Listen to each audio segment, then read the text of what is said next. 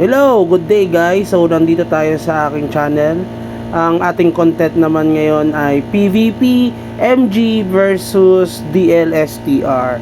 So bago yan, thank you pala sa mga nag-subscribe. Tayo ay malapit na mag 300 subscribers. Maraming salamat sa mga nag-subscribe at sa mga magsusubscribe pa sa ating channel. And thank you din sa mga nanood ng ating mga videos. Sana nakatulong sa paglalaro natin ng MU. Anyway, ito ay mix, no, may content about sa MU at the same time yung mga adventure ko. So piliin nyo na lang yung MU. Kung gusto nyo mapanood yung ating mga adventure, pwede rin naman. So simulan na natin guys. Pero bago yan, unahin muna natin yung background muna ng mga kalaban natin. Ito mga kalaban natin ay top 2 sa MG. Isa to sa mga bully sa server namin. Halos magka-level lang kami. Naunahan ko na siya kasi lagi siyang ng PPK.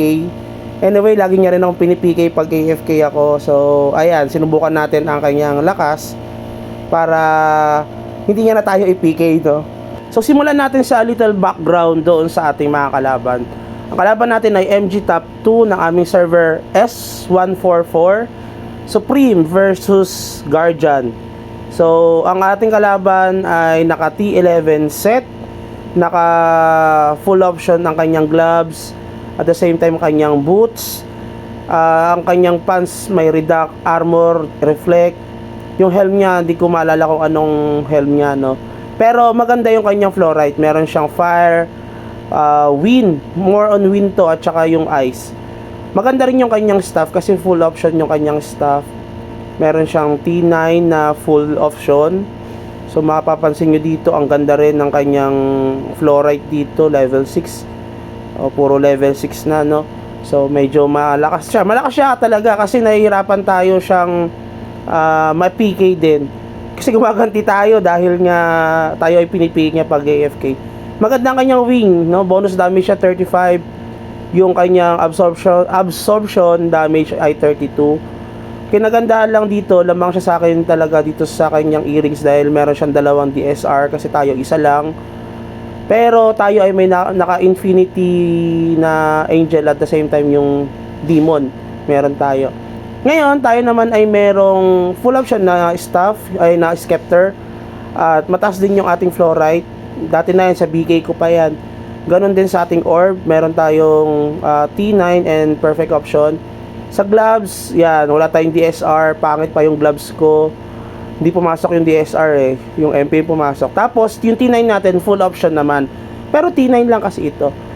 Itong boots naman natin, walang DSR, redact lang at saka reflect. Hindi kasi tayo nagpapataas ngayon ng ating set dahil balak natin magpalit ng Lancer kapag ito ay lumabas na. So, tayo ay nagpapalevel lang at sinusubukan natin yung DL, STR, kung gaano ba siya kaganda. Yung earrings natin, isa lang yung kanyang DSR. Wala akong DSR na isang earrings. Tapos yung ring ko pala, yun pala isa sa advantage ko sa kanya. Bukod doon sa aking angel, infinite angel, tsaka demon, meron tayong ring na excellent damage.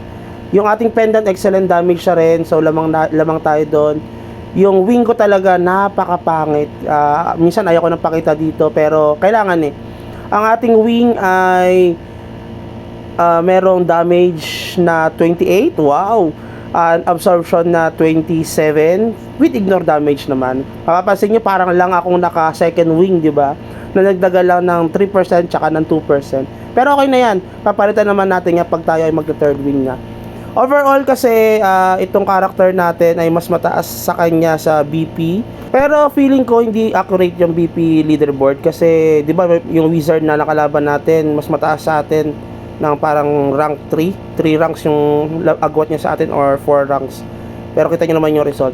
So anyway, dito tayo subukan na natin ang MG na top 2. Mas sa akin lang mas malakas itong top 2 kaysa doon sa top 1 kasi yung top 1 namin medyo huminto na siya sa paglalaro kaya hindi na naano yung kanyang gamit, hindi na upgrade. So itong top 2 namin, halos same kami ng level. Ayan, napapansin nyo, mabilis yung laban kasi malambot lang siya eh, di ba? Kung nag-change target pa ako pero ang laki pa ng buhay, halos SD lang yung nabawas sa atin. Siguro pure damage yung ginamit niya, hindi siya nagpalit ng kanyang shield. Anyway, medyo nagka-trash talkan kami ng konti dito kasi pinipike niya nga kasi ako, 'di ba? Tayo ay nananahimik sa isang lugar, nagpipike siya. Tapos ito si Tanggol, hindi niya pala ako kilala na si Popoy kasi marami tayong pinalit na pangalan. Dati tayong si Yin Yang, si Popoy, JT, tapos naging si Atlas. Ngayon, Basha 91 naman. Yun, 4 na pangalan natin. So, pinipike ako nito ni Tanggol. Dati kasi tropa kami nito nung DK pa ako. Kasi binubugbog ko yung DK niya dati. No, kasi yun ang fina-follow niya. Parang nilulook forward yung character niya dito sa character ko na DK dati. So nagpalit tayo, tapos nagpalit tayo ng class, tapos nagpalit tayo ng pangalan. Hindi niya tayo nakilala siguro. Then eventually nag PVP kami dahil nga tinatrash talk niya rin ako. Then makikita niyo yung result pag in-upload natin yung ating video. Tapos may matututunan kayo doon, promise. Maganda yung content natin na yon.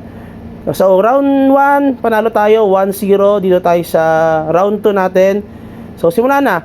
Round 2, nagpalit ito ng orb niya, kaya tumugas siya. Kaya tignan nyo, nabawasan ako na medyo malaki. Tapos, pero kikita nyo naman, medyo lamang pa rin naman tayo. 'Di ba? Ewan ko kung dahil malambot lang siya. Tapos, lugi yung mga NG sa mga DL. So kita nyo, nag-shield siya, kaya tumigas, 'di ba? Ang kunat niya. Kaya, imbis na SD lang nabawas sa atin, tulad ng round 1, tayo ay nabawasan, halos 1/4 na lang natira sa atin.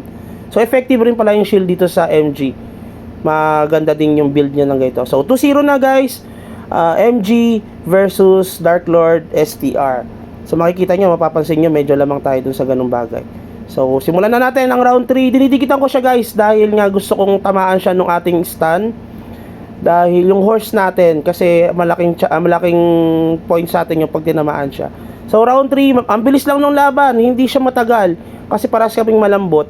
Medyo makinot lang ako ng konti. So, ayun. Kita nyo naman, so, siguro ma-earn niya na yung respect ko. Oh, yeah, trash talk ko pa. 'Di ba? Dahil nga, kasi nga pinipiki niya ako, 'di ba? Wala naman tayong ginagawa sa kanya eh.